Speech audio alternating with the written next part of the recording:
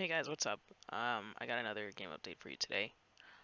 Um, this time I did the class change screen. You still can't change class, but I did like the preliminary stuff for it, and I also did buying and selling. Buying and selling surprisingly wasn't too hard. It was, I knew how to do it. It's just, it takes time to implement it and all that. So yeah, I'll show you both of those things.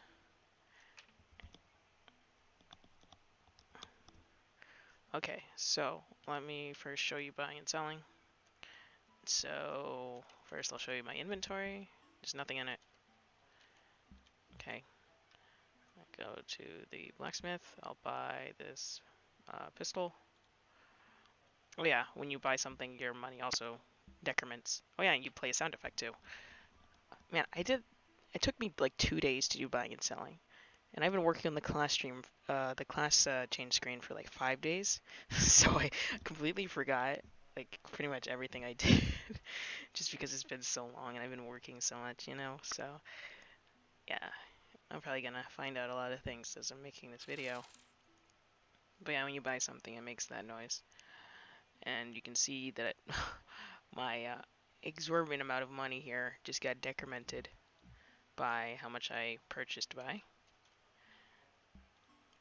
And you can see, for example, something costs, well, anyway, this orange. It's a consumable, right? You can have a lot of consumables. You can have more than one.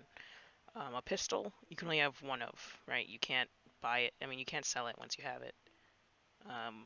Because that would be kind of game breaking. So that's why when you click on a pistol, it only gives you the option to buy it or cancel. But in orange, you can have a lot of it. It's consumable. So you click on it, you get a little pop-up. So it says how many you want. It shows you how many is in your inventory already. It shows you how many you can purchase, and it shows you the cost as well.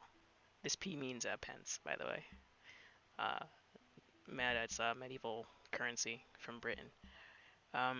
So you can use these buttons to see how much quantity you want, and when you do that, the price also increases according to the quantity. If you go back when it's on 1, it'll go to the max that you can have, which is 99. It's just a personal choice. I mean, it could be literally whatever I want, but I chose 99 because I don't know. And one thing that I also implemented is that you can type it in. So, if you want to, buy 55, instead of mashing the button, you can just type in 55. That's something I learned from just playing games in general. I wish I had the option to type things in. And so, yeah, I added it here. And if you try to type in a letter, nothing happens because it only takes numbers. If you try to type in more than 2 numbers, it won't let you. So you can only put in 2 numbers. And yeah, so, and if you, click out, it just goes to 1. So we'll buy 1. And if you open it again, you can see I have 1 in my inventory there. So the max you can have of, I think, most items is 99. So yeah, you see, if I go back, it's 98 now. And now I click on this orange. I can't buy it anymore because I have 99. So it just makes that noise. Oh yeah, and tokens, you can only have 10 of those. I figure because there's 7 characters, right? So that gives you like 3 if you want to sell. It gives you like 3 extra. And yeah, you can see I have 99. Let's go here, sell. And yeah, the sell price is half of what you paid, so you can sell however many you want. And then it adds it to your thing. Yep, so that's buying and selling. Now what happens if you don't have enough money, you can't purchase it. So I can change that real quick for you. So what if you're poor? What if it's poor hours for you? Well, you can't buy things. I'll just show you. So for example, this pistol is too much money. So when you click on it, it's like you have too little money. And it's in red. And it's also grayed out. So it's very obvious that you can't buy it. But you can buy this. I mean, it's 0. Oh yeah, if you buy something that's singular, like this pistol or the clothing, it'll disappear. And it won't come back. Because you can't buy it more than once, obviously. So it's gone. Because you bought it. Yeah. So it's like, okay, what if I want to buy 3 oranges? Nope, you can only buy 2. So I'll buy 1. Now I can't afford the cigarette. And it's grayed out and red. Because I can't afford it anymore. So yeah. That didn't take me too long to do. I could show you it actually.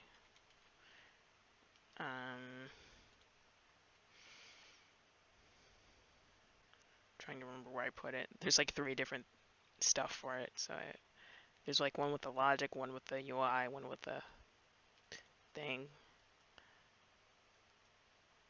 I like how it says buy, but this is clearly sell. Hilarious. Where did I put it?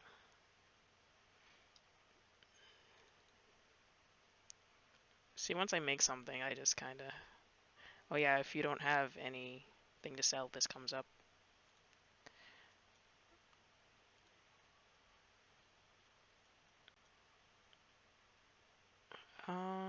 Where did I put it?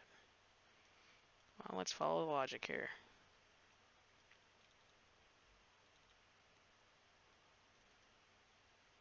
Here it is. Oh yeah, I put in a button, that's why. That's why I couldn't find it. Huh. Okay, yeah. I forget why I even pulled this up. But I guess I just to show you how it is, I don't know. But yeah, a lot of custom functions and stuff. Make sure to use custom functions, guys. Don't copy and paste. Okay, now I'll show you the class change. I worked on this like most of the time. Oh yeah, I also fixed the chest bug. Well, I guess you can't notice it because if you remember last video, I bought an orange and I couldn't get anything back from the chest. Yeah, so I got 3. So now I have 4. So yeah, I just forgot to connect something. So that's why that happened. So yeah. So here's the thing for class change. It's gonna be in a church. It's gonna be like the little podium pedestal thing. I don't know what it's called. But yeah, so you're gonna walk up to it and go here, get a little animation, and then you get this screen. So it's gonna be inside a church, so that's why they're sitting on a pew. Yeah, so this is mostly what I was doing. It took me ages to figure out how to properly put an animation on widget blueprint. Because you can't just put it in as an image. You have to either use a material, which can work for smaller things, but for larger things it becomes impossible, and I'll show you why. Or you can do this other way I found, and that's using a flipbook and using a sprite and setting it however, many seconds you want or whatever. I'll show you, but yeah, so you can mouse over people, and I'll show you their name. It's like, I guess it's a little homage to the point and click games I used to play. I really love those, like the detective point and click stuff. That's like my jam, dude. I love those stuff. So yeah, if you mouse over, you get the name. If you click on them, they look at you.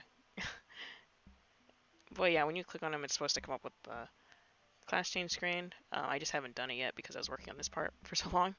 Yeah, you can see I also animated some stuff. It's been ages since I've animated anything. Like, I think the last time I did was that 40-minute long animation I did and if you know, you know. But yeah, it's been ages, so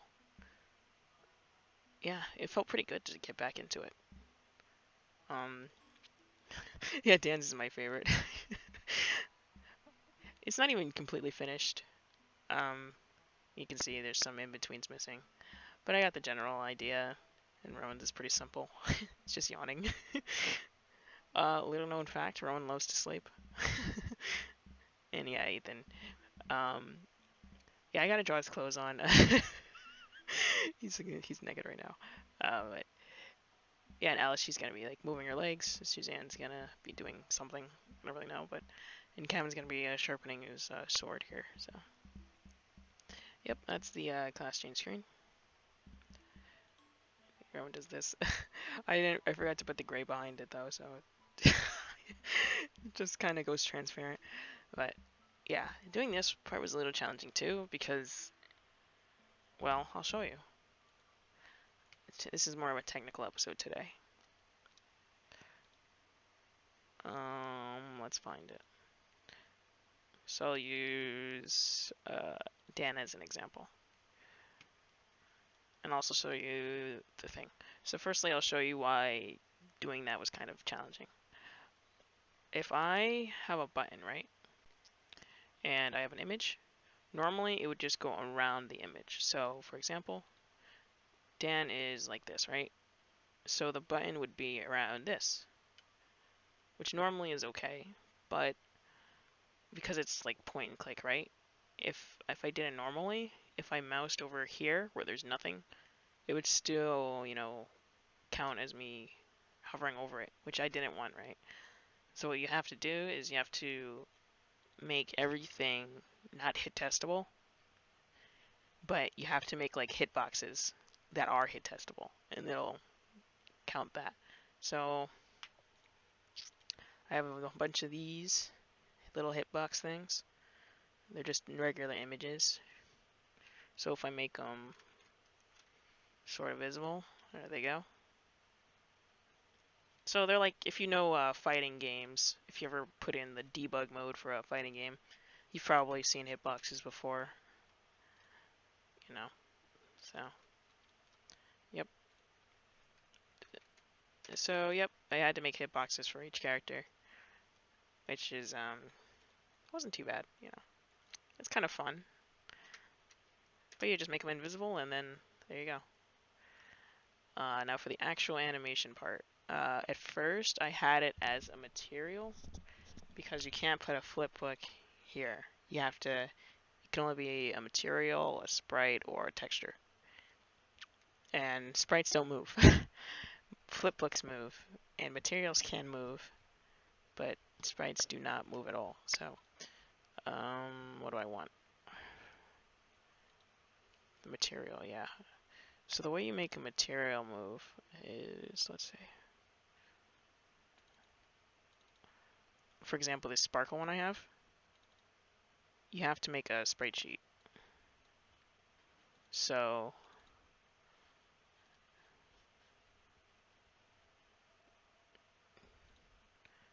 you have a frame for each one in one image. So like, you can see each one, it's like a grid. So when you put it in the program, it just slices it up like this, right? And then it can animate it for you. And I can show you that. Like this. It animates it for you from one image. And originally I was doing it that way because that was the only way I knew how to do it. And I quickly ran into an issue because the files, the images, I drew them at really high quality, like 4K. So they got really big, really, really fast, and I literally couldn't import a texture because it was too large in dimension size. And I was like, okay, there's got to be a better way to do this. First of all, and second of all, it was hard to control the frames per second. So I can show you, like, as an example, this one of Rowan, right? And if I wanted to duplicate a frame, I had to, like, put the same one again. So you can see it's really long. Really long. I mean, that's just ridiculous. And this one of Dan I used. See? It's really nice. It's pretty much just the same image over and over and over and over. And it's really resource intensive to load for one. And it's a pain to make for two. It's just, I'd rather not, you know.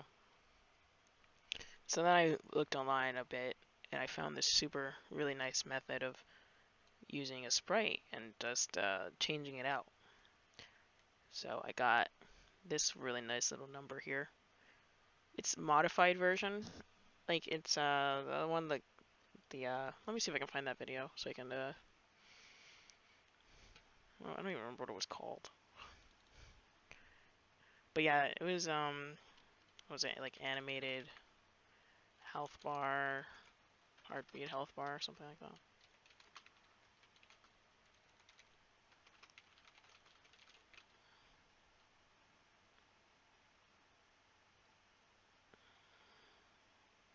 Well, anyway, she made this pretty awesome tutorial, and basically what the general idea is, you have to use time and a flipbook. So you take the flipbook and you take some time, and then you set the sprite to be the frame from the flipbook, and then it can you do that like every few whatever interval you want, and it looks like it's moving, which is pretty sick. And it's super easy to modify. You know, you just swap out this variable, and you know, it works. It's pretty nice. So yeah, I'm pretty proud of myself that I came up with this. And it doesn't run on tick. Love it. Love it. I don't think I've used tick once. I think the only time I've used it is in the dialogue system for the little beep noise. Even then, I don't need to put it there. I just put it there because I was lazy. But yeah, and I don't like using tick. I don't think anyone likes using tick. So if there's a way to not use it, yeah. So basically, you take your flip book, take the frames per second, take a second, you divide it. That's the delay. Because you know your different characters might have different FPS. And then you get the sprite at the time. You make a brush, you set it, and then you check if it's ended or not. If it's ended, then you just loop it back to the beginning. If it's not, go to the next frame. Very simple. I like it. It works. It's pretty nice. This is like my 7th attempt, I think, to make this thing work. It was bizarre, all this stuff I had to recode and code again. And I like that the solution is so simple. So that's really nice. Yeah, so that's pretty much all I did. Next time I'm gonna have the class change actual screen. It's gonna be super easy. Most of what it is design, so I have to come up with a good design for it. But I kind of know what I want, so if I can pull that up.